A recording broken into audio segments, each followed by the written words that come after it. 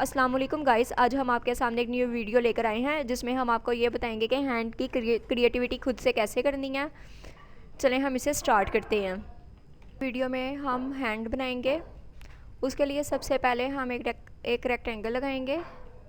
Rectangle لگانے کے بعد ہم نے کنٹرول کیو کو پریس کیا اور شیپ ٹول کو لینا ہے۔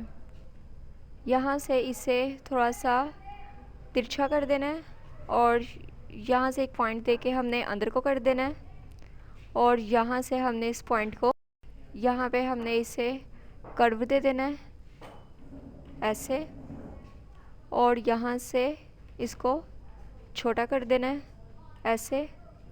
پھر یہاں پہ ہم نے اگین کرو دینا ہے ایسے، اس کا تھم بنا رہے ہیں یہ ایسے، ٹھیک ہے۔ اور یہاں سے بھی اس کو بھی تھوڑا سا ہم ایسے اس کو کرو دے دیں گے۔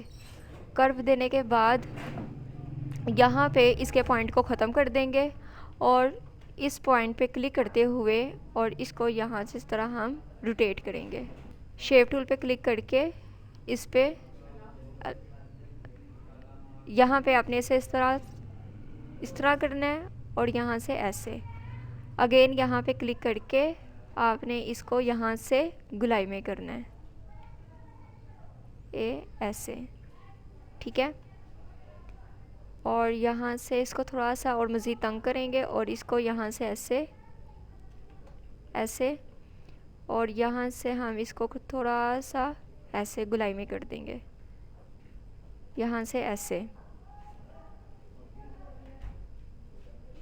اور اس کا تھم کا جو سا ایریا اوپر سے اسے تھوڑا گول کریں گے یہ ایسے، اور اس کو یہاں پہ کلک کرنے کے بعد اسے تھوڑا سا روٹیٹ کر دیں گے، اس کو سیدھا کر دیں گے، ٹھیک ہے۔ اور پہلے سے کلک کریں گے اور یہاں سے آپ کو جو بھی کلر اچھا لگے آپ نے یہاں پہ کلر کو ڈال دیا، ٹھیک ہے۔ یہاں سے اس کی آؤٹ لائن کو میں نے ختم کر دیا۔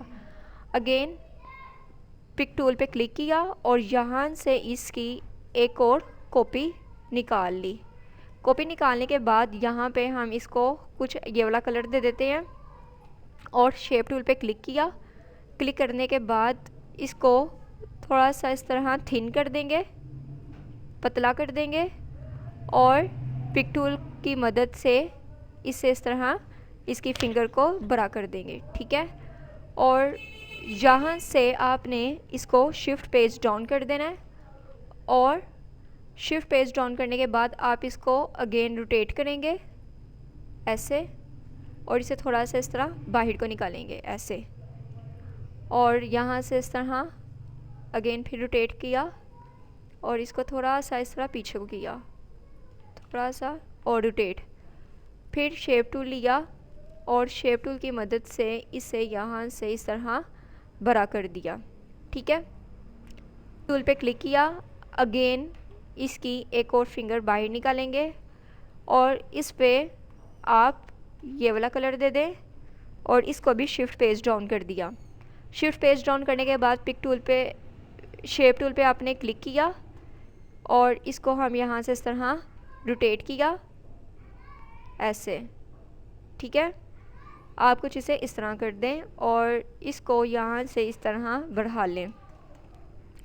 اگین پھر آپ نے اس پہ کلک کر کے ایک اور آپ نے کاپی نکالی اس کی، اور اس پہ آپ یہ والا کلر کر دیں اور اسے آپ کر دیں شفٹ پیج ڈاؤن۔ اب پہلے جو یہ اورنج والا ہے اس کو تھوڑا سا ہم ادھر سے اس طرح کو نیچے سے اندر کو لے کے جائیں گے، ٹھیک ہے۔ اور اس کو بھی پہلے ہم تھوڑا سا اس طرح کر لیتے ہیں، ٹھیک ہے، ایسے۔ یہ آپ کی فنگر سیکنڈ والی یہ ایسے آ گئی،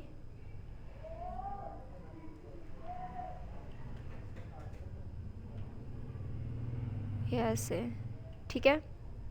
یہ آپ کی کچھ تھرڈ والی فنگر یہ ہے، اور جو یہ آپ کی فورتھ والی فنگر ہے اس پہ کلک کیا اور شفٹ پیج ڈاؤن کر کے پیچھے کر دیا تھا ہم نے اس کو، اور جسٹ ہم نے اس کی فنگر دکھانی ہے، ٹھیک ہے۔